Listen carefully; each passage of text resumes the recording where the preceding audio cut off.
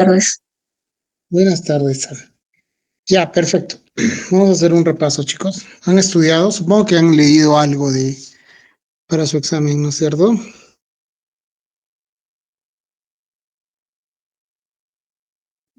Sí, doctor. Ya, espérenme un ratito.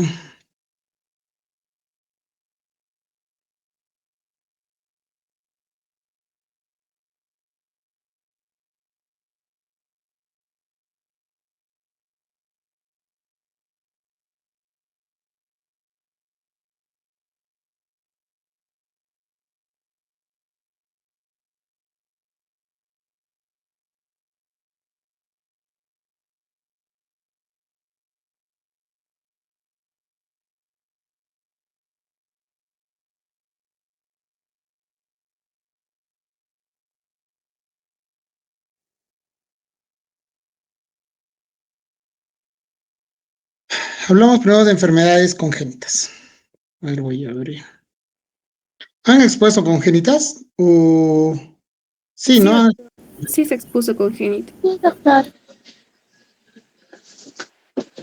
Pero voy a buscar de las mías.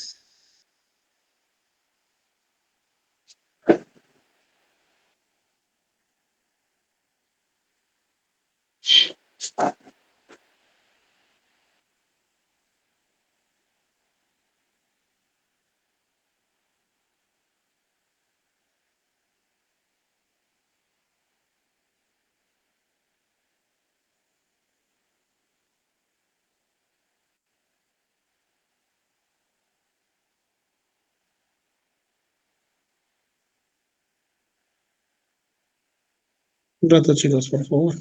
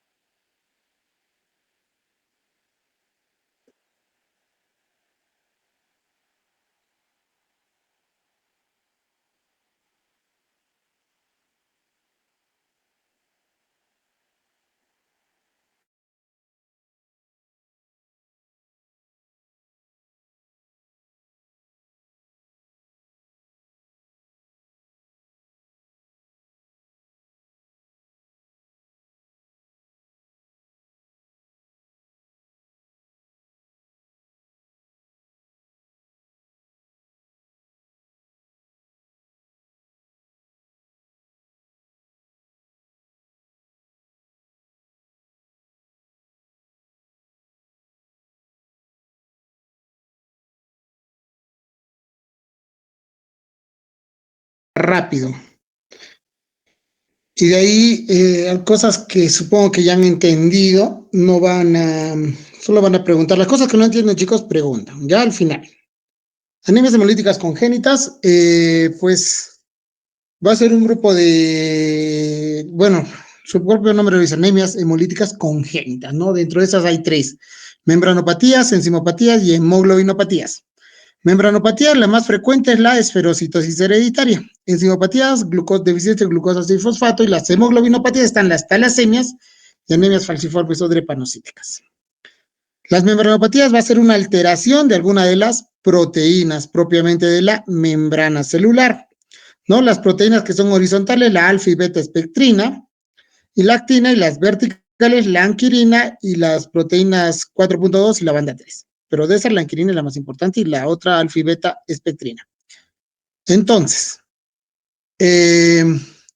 frente a esta, chicos, de acuerdo a alteración de una de las proteínas, va a generar una de las patologías más frecuentes: la esferocitosis hereditaria, alteración de la anquirina, ¿no? La moderada leve, porque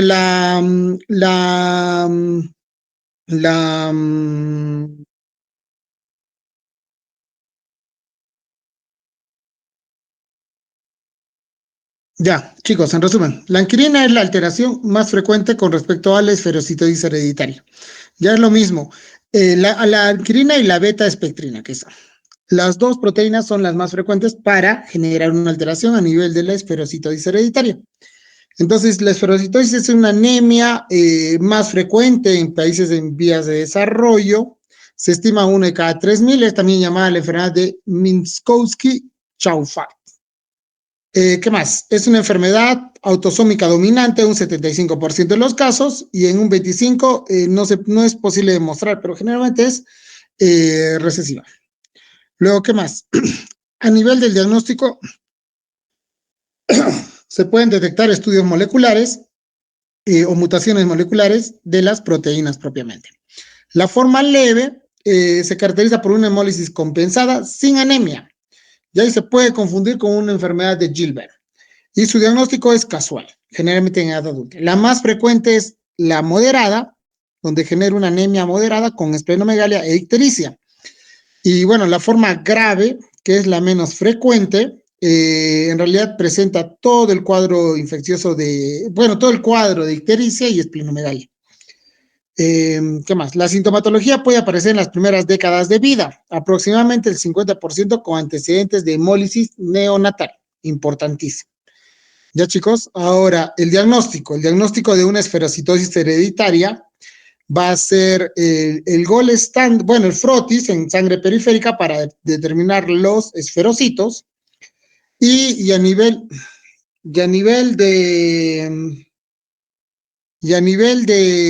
del gol estándar es propiamente la fragilidad osmótica. También está el estudio de EMA, donde sirve para detectar por medio de citometría de flujo los esferocitos, ¿no? O la alteración de las proteínas. Pero la fragilidad osmótica es el gol estándar para esta patología. Ahora, no existe un tratamiento específico, eso es muy cierto, se da suplementos de ácido fólico, transfusiones, quelantes de hierro, está planteado la esplenectomía y la colecistectomía en caso de litiasis vesicular. Ahora, la litiasis es menos frecuente, chicos, pero es una alteración igual, donde va a generar alteración de la espectrina, proteína 4 y 1. Esta va a generar, pues, una alteración horizontal, ¿no? Y por ende va a generar los eliptocitos. Es rarísimo, poco frecuente. ¿Ya? ¿Qué más? Están de ahí los ovalocitos, eliptocitos del sudoeste asiático, o sea, son rarísimos. Entre esas, las más frecuentes es la esferocitosis hereditaria. Ahora, las enzimopatías. Las enzimopatías, chicos, es una alteración igual a nivel como su propio nombre dice, ¿no? Las enzimas. Dentro de las más frecuentes, la deficiencia de la glucosa 6-fosfato, la segunda es la piruvato quinasa. En este caso, igual, es una enfermedad ligada al cromosoma X. Ya, entonces, vamos a tener hijo afectado o hijo sano, y en caso de sea mujer, una hija enferma o portadora y otra sana, que no desarrolle la enfermedad. El único que desarrolla es el varón. Deficiencia de glucosa 6-fosfato se va a dar en uno de cada 400 millones de personas, es rarísimo en realidad. Se va a desencadenar por el favismo o el consumo de habas. De ahí los procesos infecciosos pueden generar igual crisis hemolítica, pero principalmente es el favismo. Como observan, es pues una enfermedad poco frecuente propiamente. ¿Qué más? Con respecto a esto, el diagnóstico es dosaje enzimático de la glucosa 6-fosfato. El tratamiento es evitar el agente oxidante o el consumo de habas, suplementar ácido fólico, esplenectomía y transfusión de glóbulos rojos si es que lo requiere. Ahora, con respecto a las hemoglobinopatías, dentro de esas, las más frecuentes son, pues, es una alteración a nivel de las cadenas alfa o beta de la hemoglobina, ¿no?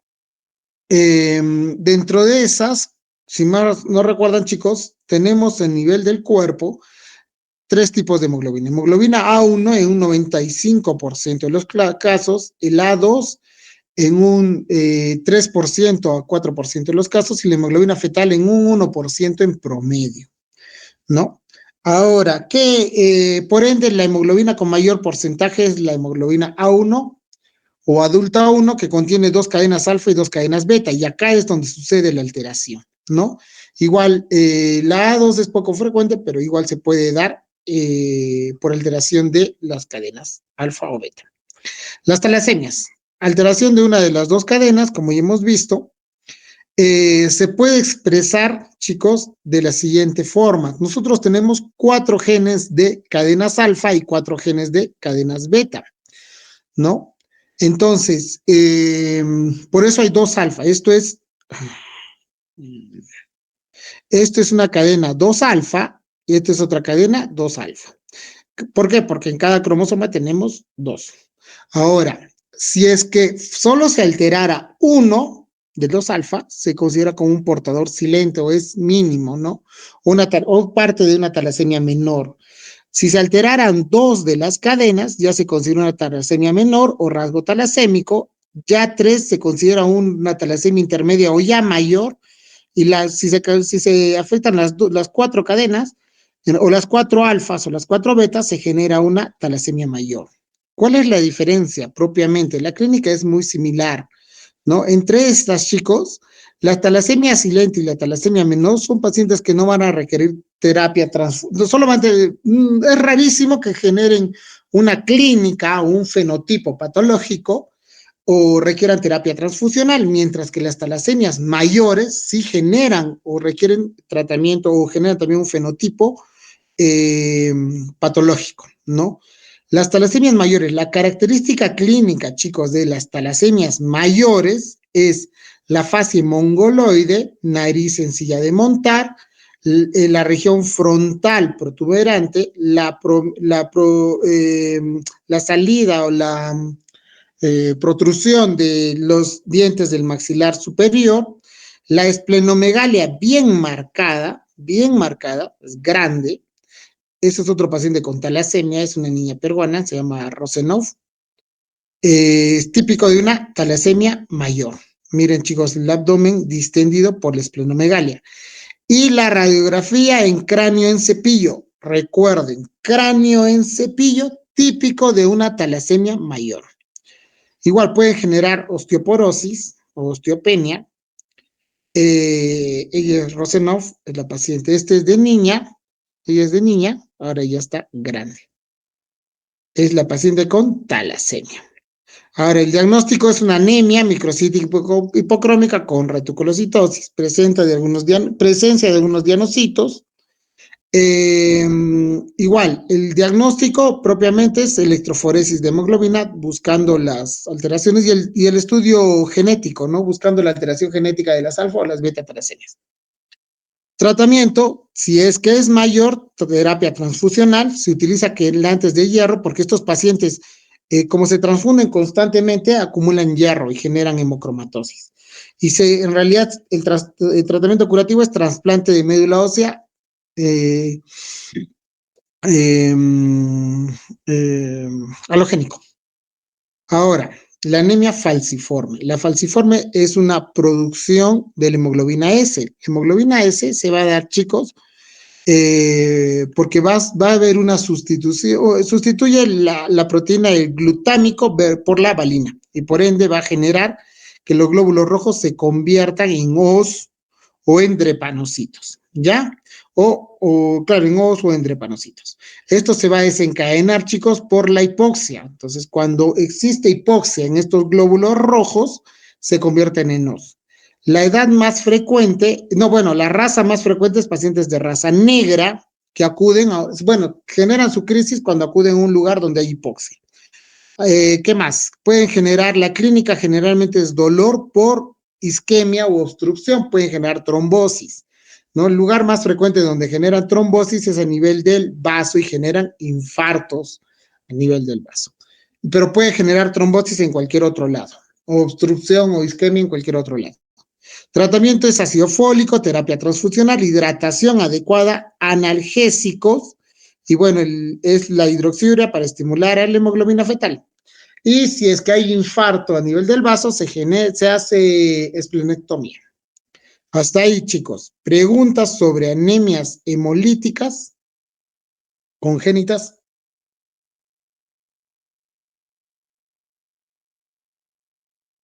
Preguntas, chicos. Una pregunta. Estudiado. ¿No Doctor, tienen una dudas? pregunta. ¿Me escucha? Sí, sí, sí. Sí, Vania. una pregunta. Entre las beta-talasemias y las alfa-talasemias, ¿cuál sería digamos, un rasgo característico de cada uno o su clínica es igual de La ambas? clínica es Ese igual, en es, realidad no tienen una clínica característica de que sea alfa o beta, ¿no? Las más frecuentes son las beta-talasemias, pero la clínica no varía. ya. Entonces, lo único que las diferenciaría sería cuando hacen el examen y sale. Claro, eh, si es que son alfas o betas-talasemias. ya. Gracias, doctor. Esa era mi duda. Ok, vale. Chicos, ¿alguna otra pregunta de congénitas? ¿No tienen preguntas? ¿Han entendido bien o no han entendido nada?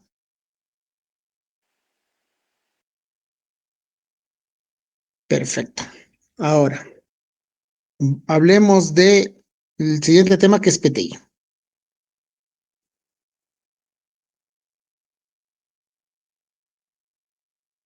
PTI, al toque. PTI, chicos, bueno, la definición es presencia de plaquetas menos de 100.000. Destrucción inmune, ¿no? Que el propio cuerpo destruye. Puede darse a cualquier edad. En niños la más frecuente es viral y se autolimita y en adultos es crónico por alguna enfermedad. Dentro de esas, la más frecuente es reumatológicas. Entonces, es una enfermedad de exclusión. Se tiene que descartar todo para poder confirmar que esto sea un PTI primario, o sea, un PTI, ¿no? PTI primario es que no tenga ninguna enfermedad o alguna causa que estimule la destrucción de plaquetas. Secundario es, bueno, ya por alguna patología que genere destrucción de plaquetas. En las fases, PTI de reciente diagnóstico, menos de 3 meses, persistente de 3 a 12 meses y crónico más de 12 meses. Y un PTI grave es aquel que genera sangrados o hemorragias que obliga a iniciar o modificar el tratamiento. Remisión completa, más de 100.000 en 3 tomas. Remisión, solamente respuesta al tratamiento, más de 30.000. No responde al tratamiento, menos de 30.000. Pérdida de respuesta al tratamiento que tiene plaquetas menos de 100.000 o hemorragia después de haber respondido, haber tenido una respuesta completa. Corticodependencia es aquellos pacientes que se mantienen con plaquetas más de 30.000 con corticoides y refractario que no responde al tratamiento de tercera línea.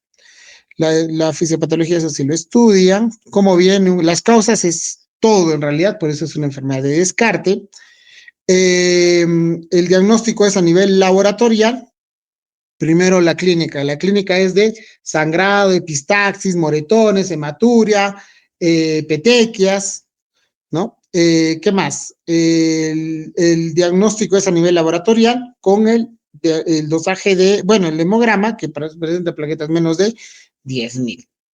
Ahora, el tratamiento es corticoterapia, ¿no? Si es un sangrado agudo, es inmunoglobulina, pero si solamente el paciente no tiene sangrado o es asintomático, solo corticoterapia. ¿Y qué más? Y si es que tiene plaquetas más de 50.000, solo observar.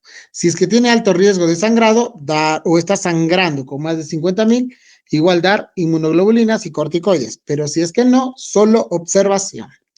Y de acuerdo al sitio de ubicación, se actúan los medicamentos de tratamiento. Entonces, los de primera línea es corticoterapia o la inmunoglobulina. La inmunoglobulina te responde de forma aguda, rápida, el nivel de plaquetas, pero también así como sube rápido, baja rápido. Mientras que la terapia se da con corticoides, bien con pulso de corticoides, dexametasona de 40 miligramos por 4 a 5 días, o la metiprezolona de 30 miligramos, o bueno, 3 gramos, dosis máxima de 1 gramo hasta 3 gramos por 3 a 5 días. Ya sabemos, los primeros medicamentos de primera línea son los corticoides. De segunda o de tercera línea están ahí el rituximab, el trombopag o hasta esplenectomía. Solo se hace esplenectomía en pacientes, bueno, que no respondan a una terapia de segunda línea. ¿Qué más? En realidad hay riesgo de hacer esplenectomía porque se tiene que dar profilaxis de por vida. Este es el trombopag, el rituximab. En resumen, chicos, primero iniciamos con corticoterapia e inmunoglobulina si es que el paciente está sangrado. Entonces, ¿cómo viene un paciente con PTI? Paciente con sangrado, moretones, epistaxis, etcétera, a nivel del hemograma, plaquetas menos de 100.000, y bueno, el tratamiento es corticoterapia, pero siempre hay que excluir una patología de fondo. ¿Está bien, chicos? ¿Preguntas sobre PTI? Sí, doctor, disculpe, si tenemos un laboratorio con una trombocitopenia marcada y una anemia, ya no sería, por ejemplo, un trombocitopenia esencial. No necesariamente, porque puede haber mixtas, o sea, puede tener a la vez una anemia carencial o una anemia nutricional y un PTI, ¿no? Pero, ¿cuál es la diferencia? Que una anemia nutricional o asociada a esto, o que digamos que sean juntas, debería ser, digamos, si fuera una trombocitopenia nutricional, no baja tanto, no te baja más de 50.000 de plaquetas, ¿no? Pero igual, y si va asociada a la anemia, ya sería un problema propiamente medular o descartar qué está pasando a nivel de la médula, pero descartando también el tipo de anemia. Generalmente esto va asociado, ¿no? Recuerda que una anemia megaloblástica te puede generar trombocitopenia más anemia, o una visitopenia o hasta una pancitopenia, pues, ¿no? Y simplemente esto puede ser carencial. Entonces va a depender mucho de cómo se presenta el hemograma, pues. Ya. Doctor, disculpe. Sí. Doctor, en el caso de que tengamos una trombocito, un PTI, digamos, grave, donde va a haber hemorragias digestivas, que venga como una urgencia en este caso, tenemos que, nos explicó anterior, bueno, en la exposición que tendríamos que administrar inmunoglobulina intravenosa para que justamente cortemos de manera drástica o aguda el sangrado y no tenga, en este caso, riesgo de mortalidad, ¿no? Entonces, sería, digamos, una opción en el caso de severidad, pero de primera línea siempre se le da glucocorticoides, en este caso prednisona. No. Si viene un paciente con sangrado activo, la inmunoglobulina te va a dar una respuesta de 12 a 48 horas. O sea, te sube rápido la hemoglobina, no es que te va a parar el sangrado. La forma de parar el sangrado es transfundiendo plaquetas, ¿no? Entonces, para que tú transfundas plaquetas, lo recomendable es primero colocarle los corticoides y después le transfundes plaquetas porque si no se va a seguir destruyendo. La inmunoglobulina se utiliza también como estimulante de la médula ósea de manera rápida de plaquetas, o sea, que el cuerpo comienza a producir plaquetas en 12 horas y suba bastante y no tenga el riesgo otra vez de que sangre. Por eso se utiliza solo en pacientes con sangrado activo, pero no es que la inmunoglobulina te va a parar el sangrado, no. La única forma de que pare el sangrado es transfundiendo plaquetas. Listo, doctor, gracias, me aclaro la duda. Perfecto. Chicos, ¿preguntas? Tengo una duda. ¿El gol estándar para el PTI es el COMS positivo? ¿O cuál sería el gol estándar? No, no Porque existe un con gol, plaquetopenia, no existe un gol estándar no existe un gol estándar para PTI, es una enfermedad de descarte. El CUMS es uno de los criterios para una anemia hemolítica, pero acá recuerda que el CUMS te mide destrucción de glóbulos rojos, no de plaquetas. Entonces, esto al ser una enfermedad de descarte, tienes que descartar todas las patologías para que digas, bueno, es un PTI primario. Y si te sale algo positivo, es secundario a ese. es que leí uno donde decía que plaquetopenia más COMS positivo sería PTI y No, plaquetopenia más COMS negativo sería PTT o algo así. no. Para que tú confirmes un PTT, no es con el CUMS, Vanessa. Como te vuelvo a decir, el CUMS positivo te mide el nivel de inmunoglobulinas o qué inmunoglobulina pueda que esté destruyendo a los glóbulos rojos principalmente. Las plaquetas no se relacionan con esto. ¿Por qué? Porque las plaquetas no tienen algún antígeno de superficie como para que vengan y simplemente se exprese como un CUMS. El PTT es distinto. El PTT es una destrucción de plaquetas por alteración de la forma de los glóbulos rojos y una alteración de una proteína llamada Adams 13. pero no es, no es un problema inmunológico. Ya, Ya, doctor, esa entonces duda tenía. Kunz no se relaciona que si es Kunz positivo es PTI, no. Ya, gracias, doctor. Ok. Chicos, ¿alguna otra pregunta? Doctor, una pregunta. ¿Y en qué momento sería útil usar el ácido tranexámico? O tramexámico, mejor dicho. El ácido tranexámico solamente en sangrados o que tenga alto riesgo de sangrado se puede utilizar como para ayudar a que coagule la sangre cuando hay un sangrado o evitar de que como parte de profilaxis, si es que hubiera sangrado en el paciente o tendría alto riesgo de sangrado. Pero, ¿cómo les digo? O sea, no es un tratamiento definitivo, solamente es preventivo o ayudarte a que pare el sangrado, nada más. Pero digamos, como parte del tratamiento de PTI no lo es. Es como que, no sé, para el paciente con trombocitosis esencial, le damos aspirina para evitar que haga trombosis, o sea, es parte profiláctica, ¿me entiende? ¿Se entiende, Sheila? Doctor, entonces, en un sangrado activo y con plaquetas bajas, lo que mejor sería es corticoides y inmunoglobulina. Claro, Antes. claro. Y corticoides y inmunoglobulina, pero también puedes asociar o puedes ayudar o colocando letranexámico, sí, te puede ayudar también a parar el sangrado. ¿Por qué? Porque esto va a estimular, es un trombolítico, va a estimular a que se forme coágulo, el ácido tranexámico. Pero, o sea, como tratamiento específico de PTI, es pues inmunoglobulina y corticoides. Está bien, doctor, gracias. Okay. Chicos, ¿alguna otra pregunta? Perfecto. Ahora, hablamos sobre mieloproliferativa. Esperen un minuto, por favor.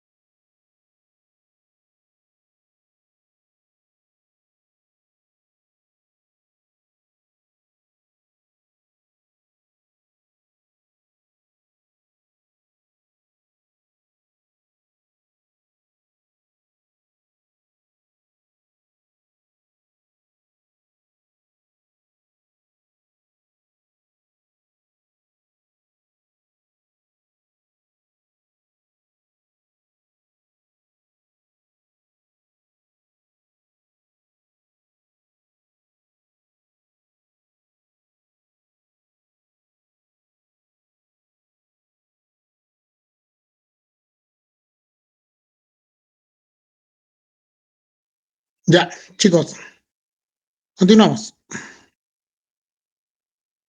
Eh, hablamos de mieloproliferativas.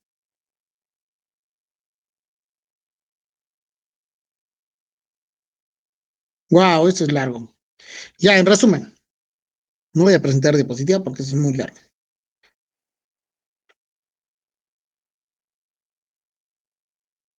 Ya, está bien.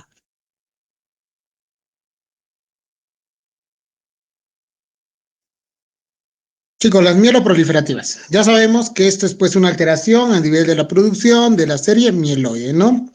Dentro de eso está la leucemia mieloide crónica, trombocitosis esencial, mielofibrosis y policitemia vera. Hablamos de la leucemia mieloide crónica. La leucemia mieloide crónica, chicos, va a ser una proliferación propiamente de la estirpe granulocítica neutrófila. Es la más frecuente de las mieloproliferativas. Se va a dar la clínica, ¿cómo va a venir un paciente con una leucemia mieloide crónica? Es un paciente que va a venir con anemia, cansancio, pérdida de peso, esplenomegalia. Recuerden la característica clínica de esplenomegalia, una visceromegalia bien marcada. ¿Qué más? Vamos a tener el diagnóstico, se va a dar por medio del hemograma, pero el hemograma va a ser una leucocitosis o una hiperleucocitosis, pero sin trombocitopenia, ¿no? Las plaquetas pueden tener hasta trombocitosis, pero no tiene plaquetas bajas. Puede tener una anemia leve, pero no es, bueno, pueden o no pueden tener anemia. Si tienen una anemia leve. Ahora, a nivel de sangre periférica vamos a encontrar toda la diferenciación de la división celular, entonces vamos a encontrar mielocitos, promielocitos, basofilia, eosinofilia, características de una leucemia mieloide crónica. A nivel de las pirámides medulosas se hace el recuento de blastos porque es típico que una fase crónica es blastos menos del 5%, acelerada del 5 al 20% y blástica más del 20%. Entonces, por eso es importante realizar el aspirado de médula ósea. El diagnóstico definitivo es dosando el gen BCR-ABL. El gen BCR-ABL es el gen que va a definir si es esto una leucemia mieloide crónica o no. Ahora, las fases, ya sabemos, blástica, acelerada y crónica, ¿no? La más frecuente es la crónica, pero estudien igual las características clínicas de estas. El tratamiento se va a dar, el 90% es fase crónica, es citorreductor con hidroxiuria. Luego se agrega, confirmando el BCR-ABL, se agrega el inhibidor de la tirosinquinasa como el imatinib, dasatinib o linotinib. Y el tratamiento curativo es trasplante de médula ósea. ¿Está bien? Ahora, hablemos de la policitemia vera. La policitemia vera va a ser la producción de glóbulos rojos. Entonces, esta se va a dar de la primaria o secundaria. Primaria va a ser de origen, bueno, ¿no? Como la policitemia vera, o algunas, la policitemia de altura, ¿no? Secundaria de la altura. Y el resto es alguna patología de fondo. Ahora,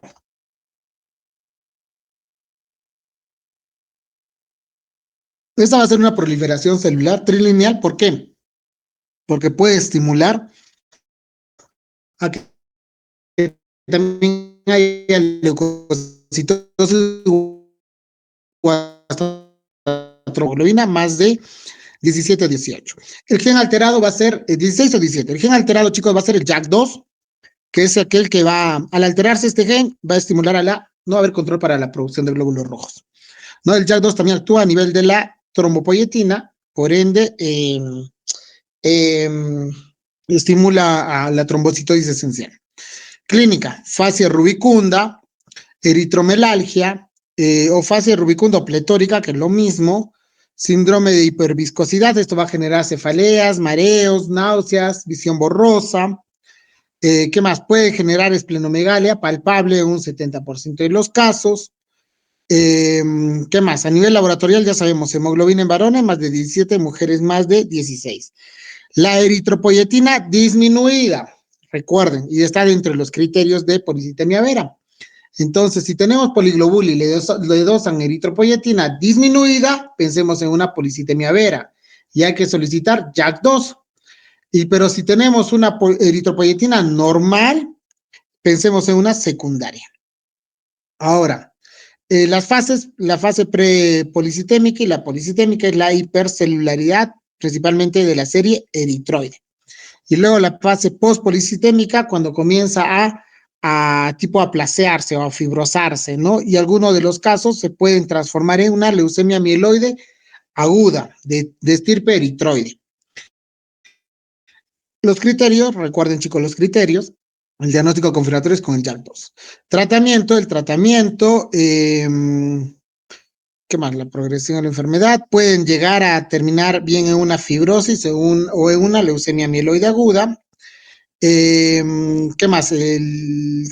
Estudien ya chicos la estratificación. El tratamiento es flebotomía para pacientes sintomáticos, flebotomía o sangría, que es lo mismo, para pacientes sintomáticos, y el citorreductor. El citorreductor es la hidroxiurea o hidroxicarbamida. Se pueden agregar acá antiagregantes plaquetarios como aspirina o atorvastatina en realidad. Y la diferencia con la secundaria, a la altura, problemas pulmonares, EPOC, etcétera, es que en este caso no se utiliza hidroxiurea o hidroxicarbamida, aunque algunas guías han demostrado que sí, pero otras no. Entonces, acá uno de los tratamientos de elección también es la zetazolamida. Ahora, trombocitosis esencial. La trombocitosis esencial es del otro estirpe, la producción excesiva de plaquetas, generalmente más de 1 millón.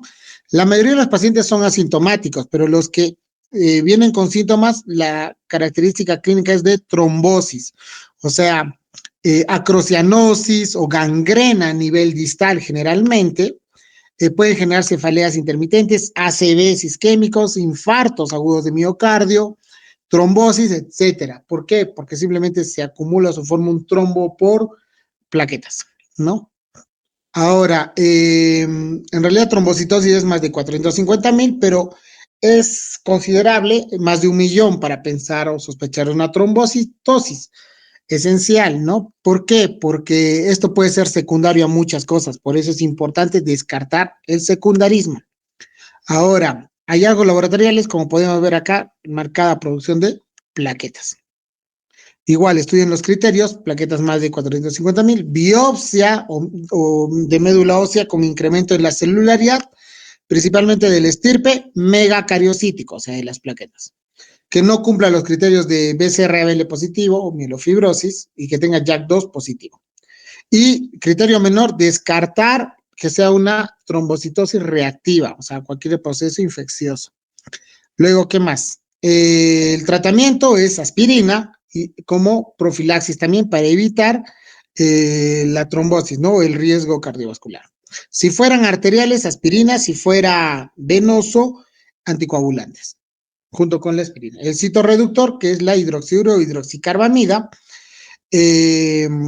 como tratamiento de la trombosis propiamente. Igual estudien chicos los riesgos, por si acaso, criterios de resistencia. Ahora, la mielofibrosis es otra de las 4 patologías mielofibróticas.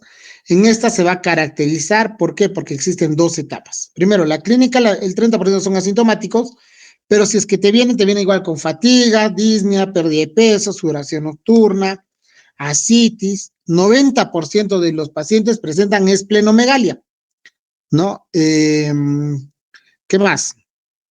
A nivel laboratorial, en el hemograma vamos a tener una anemia por compensación y vamos a tener una leucocitosis con trombocitosis.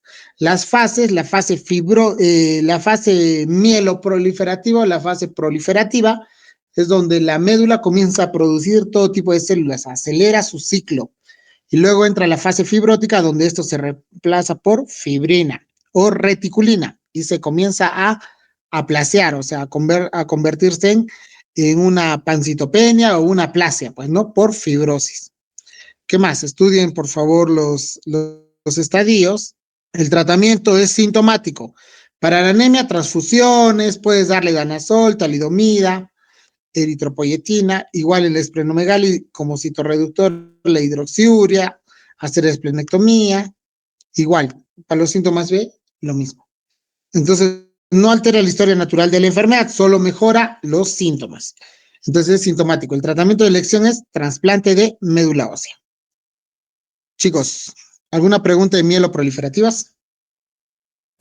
Doctor, una consulta. Si el JAK2 es negativo o no hay replicación, también sería policitemia vera si es que tiene síntomas de policitemia. Puede ser policitemia secundaria. Hay que buscar. De repente, si es en Cusco, puede relacionarse a una policitemia a la altura.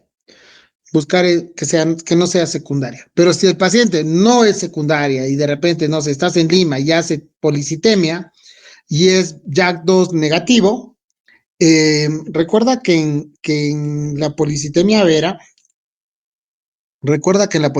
también hay otros genes, pero el gen principal es el JAK2, ¿no? Los otros genes para poder estudiar en una policitemia vera, claro, el gen principal es acá en la policitemia vera es el JAK2 para poder estudiarlo. Entonces, si te sale negativo y tiene toda la clínica, pensemos también en un síndrome mielodisplásico, ¿no?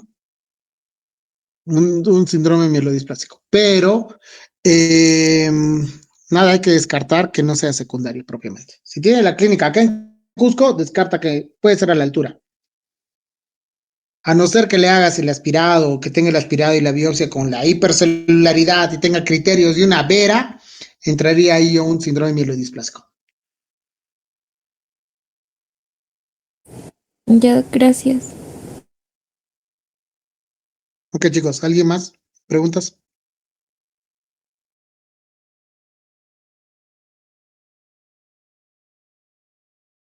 Doctor, una consulta. ¿Y en la leucemia mieloide crónica, los eosinófilos hay un rango en el que deben estar? ¿Mayor a tanto o no? No, no hay un rango, pero con marcada eosinofilia, es una marcada eosinofilia, o sea, si los eosinófilos suben, no sé, hasta 800, tienen pues 3.000, 4.000, 10.000 por la hiperleucocitosis. Pues. Es otra característica. No es una leucocitosis, en una leucemia aguda, o sea, mejor como para comparar, en una leucemia aguda no hay eosinofilia, ni basofilia. Mientras que en una leucemia mieloide crónica sí vas a encontrar eso.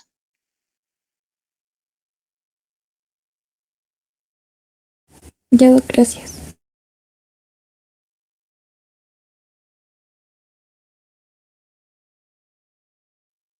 Ok, primero hablamos de leucemia aguda, al toque, y terminamos con SMD.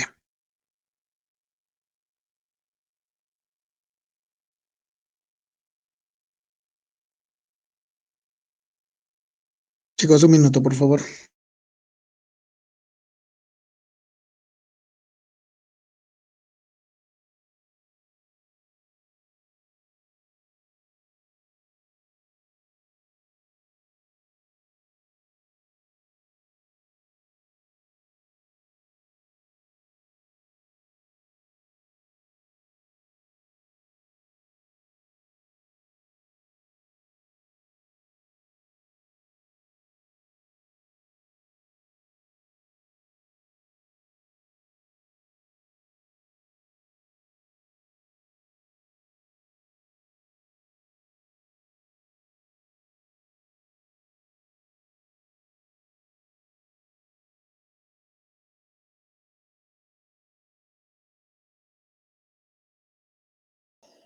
Leucemias agudas. eh,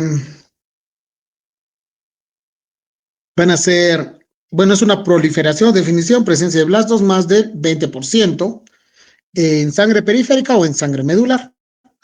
Hay 4 tipos de leucemias agudas, la mieloide, linfoide, la bifenotípica y la indiferenciada, bifenotípica o mixta. Ya la más frecuente de la linfoide es en niños o en adultos jóvenes, mientras que la mieloide es más frecuente en adultos mayores. ¿Qué más? La clínica. ¿Cómo viene una clínica de un paciente con leucemia aguda? Es un paciente que va a venir con síntomas de pancitopenia, o sea, fiebre, anemia, cansancio, equimosis, etcétera. Puede tener adenopatías, puede tener esplenomegalia, como que también no, pero si tienen, con una clínica así, sospechen de una anemia, de una leucemia. Ahora, a nivel laboratorial, primero vamos a encontrar dos formas de hemograma, una leucocitosis o una hiperleucocitosis con visitopenia, o sea, una anemia y una trombocitopenia, o podemos tener un hemograma de una pancitopenia, ¿ya? Ahora, ¿qué más? El diagnóstico es después del conteo de blastos a nivel de sangre periférica o sangre medular, se pide los estudios de citometría de flujo, citometría de flujo, biología molecular y citogenética. Con eso vamos a poder saber el tipo de leucemia y poder estratificarlos en sus riesgos. Ahora, se tiene que pedir todos los estudios en general, de ahí, sabiendo la citometría de flujo, vamos a saber si es linfoide o mieloide o bifenotípica o indiferenciada. Entonces, en caso de una leucemia linfoblástica o linfoide, como su propio nombre, pues es, ¿no?, del estirpe de la serie linfoide, va a tener una clínica igual de pancitopenia, con hepatoesplenomegalia y adenopatías con más frecuencia. A nivel morfológico se clasifica L1, L2, L3. El L1 son linfocitos o linfoblastos pequeños, redondos, sin nucleolo. El L2 son de linfoblastos irregulares con uno o más nucleolos. Y el L3 es redondo, ovalado, grande, con nucleolos prominentes. Ahora, la clasificación actual es de acuerdo a la biología molecular y la citogenética. Existen acá y tenemos que saber el estudio inmunofenotipo, ya les he dicho, ¿no? Estirpe B, CD19, CD39, el estirpe T, CD3 citoplasmático y la serie mieloide, la mieloperoxidasa. Ahora, igual nos va a decir en la citometría de flujo qué tipo de leucemia es. En este caso es una leucemia linfoblástica tipo B, CD19 positivo, CD79 positivo. Igual estudien el pre-B, pro-B y B común. Ahora, igual, a nivel de las alteraciones moleculares o citogenéticas, nos va a ayudar también a la estratificación de los riesgos. Entonces, un riesgo estándar, riesgo intermedio y riesgo alto. Cosas puntuales. El riesgo alto, translocación 922, es lo mismo que BCR-ABL o Filadelfia positivo, es ya un riesgo alto. Un riesgo alto también es de ser fenotipo T. Tener hipodiploidías es un riesgo alto, o en la espiral de médula ósea en el día 33, su mínima residual más del 0.01% es alto. La otra es la del riesgo bajo, que por lógica no son las del riesgo intermedio, o sea, son pacientes jóvenes. El debut de los leucocitos en 20.000 o más de 20.000, menos de 20.000 es un riesgo estándar. Blastos menos de 1.000 en el día 8 es otro riesgo estándar. Ahora, iguales en adultos, así que ya en resumen, los santuarios, sistema nervioso central y testículo, donde infiltran más. El tratamiento va a depender mucho de la edad, ¿no? Pacientes menos de 35 años, el esquema es BFM, y más de 35, PTEMA. Ahora, igual se maneja en tres formas. La fase de inducción, que es el objetivo es erradicar el 99% de blastos. Consolidación es terminar de erradicar el 100% de blastos, y luego mantenimiento. El 99% de blastos se va a dar, bueno, en la inducción 1A va a haber inducción 1A y inducción 1B. No. Acá responde muy bien a corticoides. Mientras que la leucemia mieloide aguda va a ser muy variada, va a depender de acuerdo al estirpe de la serie mieloide. Se va a dar más en adultos, como ya lo saben. Va a haber una subclasificación, estudien esto por favor, el M0 indiferenciada, el M1 sin maduración, M2 con maduración, el M3 es la promielocítica, es la leucemia que tiene mejor pronóstico pero mayor complicación. La M4 es la más frecuente, una de las más frecuentes. Las de peor pronóstico es la M0 y la M1. Igual, de acuerdo a su biología molecular o a su cariotipo, vamos a clasificar en sus riesgos. La clínica, fuera de toda la clínica de pancitopenia, pueden estos llegar a infiltrar lesiones dérmicas, principalmente o mucosas. ¿Ya? ¿Qué más?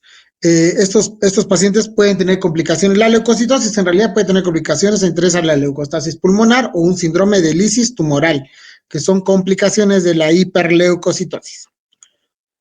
Diagnóstico, ya sabemos, aspirado en médula ósea, biología molecular, en la clasificación de los subtipos, igual los marcadores, recuerden, para que sea de estirpe mieloide, tiene que tener mieloperoxidasa positiva. El tratamiento es distinto, acá no va muy bien con corticoides, acá se utiliza otro tipo de medicamentos, el esquema se llama 7x3, 7 días de citarabina y 3 días de daunorubicina. Y pues esos pacientes, si se convierten en alto riesgo, tienen que ir a trasplante de médula ósea. Acá los ciclos es distinto, los ciclos de inducción solo son 2 ciclos, luego se pasa a consolidación y luego a mantenimiento. Perfecto. ¿Me han entendido? ¿Dudas, preguntas, ya que ustedes han estudiado leucemias? ¿Dudas, chicos, sobre leucemias?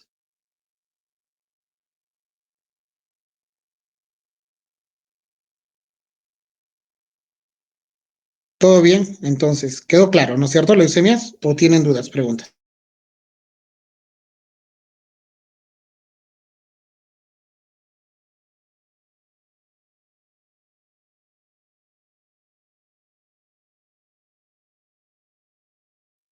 Doctor, una consulta. Con respecto a con la anterior exposición de leucemia mieloide crónica, en la fase blástica sería equivalente a una leucemia aguda. La fase blástica de una leucemia mieloide crónica es una leucemia mieloide aguda, porque ya tiene blastos más del 20% y ya se transforma en una leucemia mieloide aguda. Está bien, doctor. Gracias. Ok, chicos, hablemos de mielodisplasia para terminar. Mielodisplasia es una de las enfermedades, un conjunto de patologías que van a tener la característica. Un rato, chicos, cerrar la.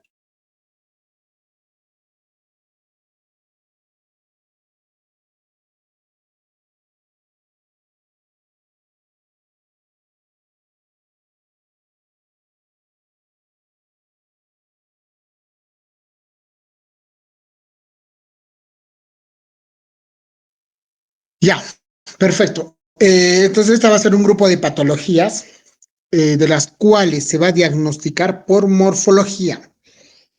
O sea, el gol estándar para una mielodisplasia es la parte morfológica. Tenemos que ver la alteración de las células. Entre esas podemos tener células, no sé, binucleadas, con cariorexis, anormales, ¿no? Probablemente son células en proceso de división, pero son células anormales, pero no son blastos, ¿no? Ahora, de acuerdo va a haber una clasificación de acuerdo a todas las alteraciones hematológicas. Entre esas, la más frecuente es si hay una presencia de blastos en un paciente con, no sé, 17%, por lógica no llega a ser leucemia aguda, pero se convierte en un síndrome mielodisplásico con exceso de blastos.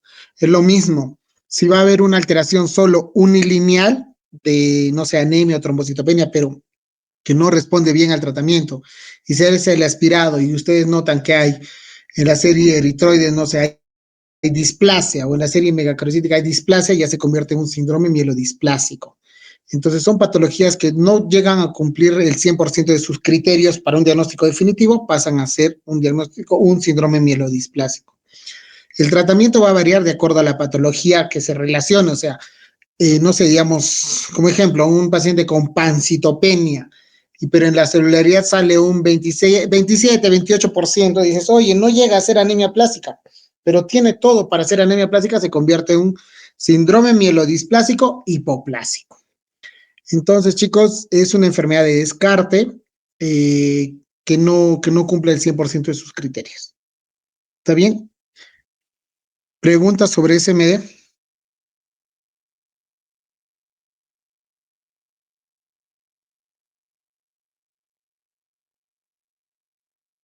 Ok, chicos. Ya que no tienen preguntas, supongo que todo lo que he hablado es porque han estudiado. Y si es que no han estudiado, no me han entendido nada. Entonces, chicos, los mejores de los éxitos para el día lunes, para el día viernes. Sami, por favor, ¿en qué salones van a ser el día viernes las clases? El examen.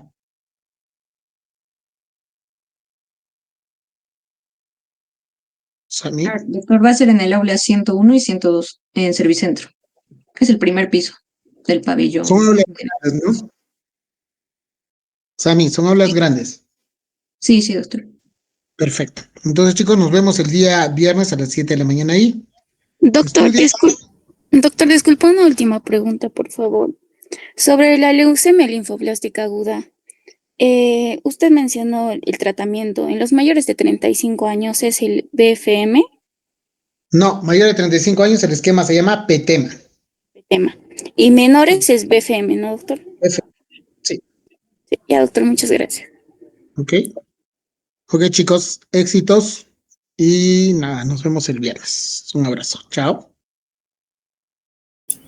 Gracias, doctor. Hola, doctor, hasta luego. Gracias, doctor. Buenas tardes.